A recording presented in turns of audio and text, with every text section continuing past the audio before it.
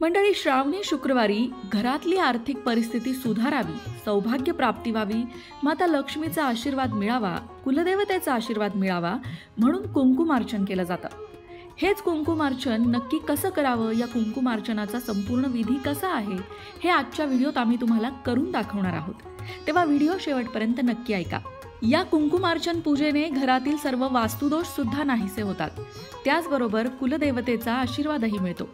हे कुंकुमार्चन तुम्ही तुमच्या कुलदेवतेच्या टाकांवर, कुलदेवतेच्या फोटोवर किंवा अन्नपूर्णा मातेच्या मूर्तीवर किंवा लक्ष्मी मातेच्या मूर्तीवरही करू शकता, किंवा तुमच्याकडे श्रीयंत्र असेल तर अतिउत्तम, श्रीयंत्रावर देखील करू शकता।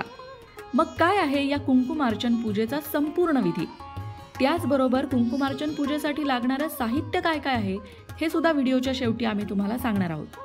चला तर मग सुरुवात करूया, पण त्याआधी चॅनलला सबस्क्राईब नक्की करा आणि आमच्या फेसबुक पेजलाही फॉलो करा। मंडळी, तुम्ही आमचे व्हिडिओ नियमित बघताय, पण तरीसुद्धा तुमच्यापैकी 80% लोकांनी अजून चॅनलला सबस्क्राईब नाही केलंय, म्हणून ही प्रेमळ विनंती, चॅनलला सबस्क्राईब नक्की करा। चला आता वळूया कुंकुमार्चन पूजेकडे। चला तर मग सुरुवात करूया। कुंकुमार्चन करण्यासाठी मी याप्रमाणे तयारी केली आहे। इथे मी ताम्हण घेतलंय, फुलांनी ते सजवून घेतलंय। हा खाली चौरंग मांडलाय आणि या चौरंगावरती मी लाल वस्त्र टाकून घेतलेलं आहे, त्याचबरोबर तेलाचा दिवा सुद्धा घेतलेला आहे। कुंकुमार्चन पूजेची सुरुवात आपण गणेश पूजनाने करणार आहोत। तुम्हाला माहिती आहे की प्रत्येक पूजेआधी आपण गणेश पूजन करत असतो। ही सुपारी मी घेतली आहे गणपती म्हणून, ती इथे स्थापित करणार आहे आणि या गणपती बाप्पाला आपण पंचामृत स्नान आणि शुद्धोदक स्नान घालणार आहोत।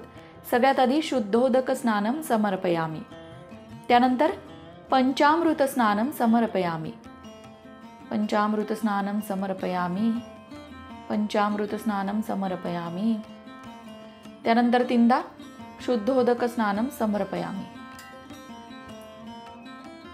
या प्रकारे गणपती बाप्पाला स्नान घातल्यानंतर इथे मी छोटंसं आसन मांडून घेतलंय। आता या आसनावर मी अक्षदा ठेवणार आहे आणि तिथेच गणपती बाप्पाची स्थापना करणार आहे। याप्रमाणे गणपती बाप्पाची स्थापना केली आहे। आता आपण गणपती बाप्पाची पूजा करून घेऊया। गणपती बाप्पाला हळदी कुंकू अक्षदा वाहून घेणार आहोत। हळद, कुंकू आणि अक्षदा, त्याचबरोबर एक फूल। ओम गण गणपतये नमः मनोभावे नमस्कार करायचा। आता ज्या प्रकारे आपण गणेशाला अभिषेक केला, त्याच प्रकारे आपण माता अन्नपूर्णेला सुद्धा अभिषेक करणार आहोत।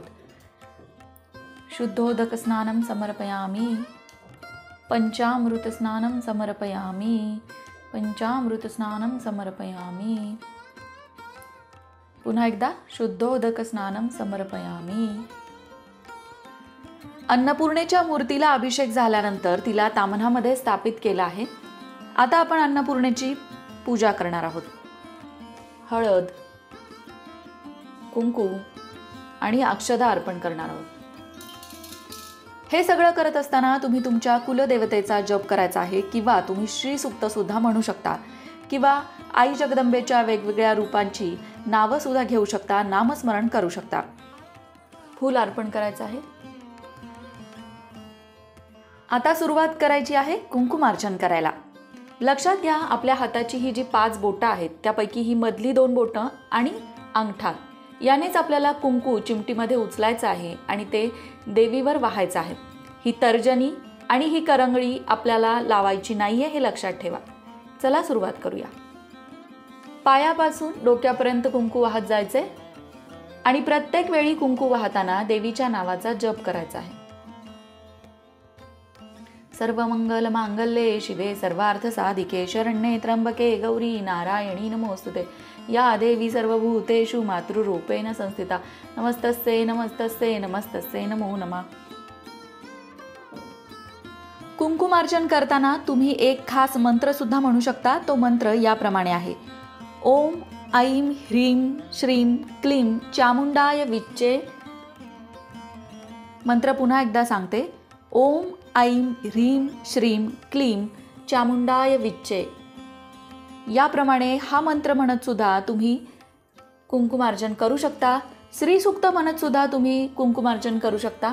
असं कुठल्याही प्रकारचं स्तोत्र निवडा, मंत्र निवडा आणि ते म्हणत म्हणत तुम्हाला कुंकुमार्चन करायचं आहे।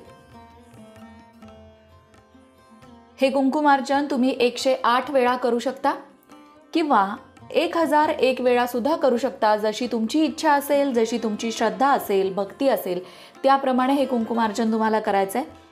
लक्षात घ्या, पूजेआधी तुम्ही संकल्प करा की तुम्हाला किती कुंकुमार्चन करायचं आहे आणि त्याप्रमाणे आकडा मनात ठरवून तुम्ही कुंकुमार्चन करा. आता हे कुंकुमार्चन का केलं जातं ते बघूया. शक्ती तत्वाची निर्मितीच लाल प्रकाशातून झाली आहे आणि कुंकवात शक्ती तत्व आकृष्ट करण्याची क्षमता असते.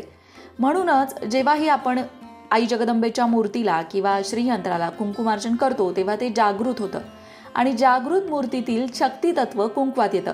नंतर हे कुंकू आपल्या कपाळास लावल्याने चांगले अनुभव येतात. आई जगदंबेची आपल्यावर कृपा होते. म्हणूनच हे कुंकू जे आहे कुंकुमार्चन केलेलं ते पूजा झाल्यानंतर तुम्हाला एका डबीमध्ये भरून ठेवायचंय. ते पुन्हा कुठल्याही देवतेला वाहायचं नाहीये, हे लक्षात ठेवा. जेव्हा केव्हा तुम्ही घरातनं महत्त्वाच्या कामासाठी बाहेर पडाल तेव्हा ते कुंकू तुम्ही तुमच्या कपाळाला लावू शकता, कुटुंबातील सदस्यांना लावू शकता, मुलांच्या कपाळालाही लावू शकता. याप्रमाणे कुंकुमार्चन झाल्यानंतर आता आपल्याला देवीला नैवेद्य दाखवायचा आहे, धूप दीप दाखवायचा आहे आणि आरती करायची आहे. इथे मी तुपाची निरांजन लावून घेतलेली आहे आणि त्याने मी देवीला ओवाळणार आहे.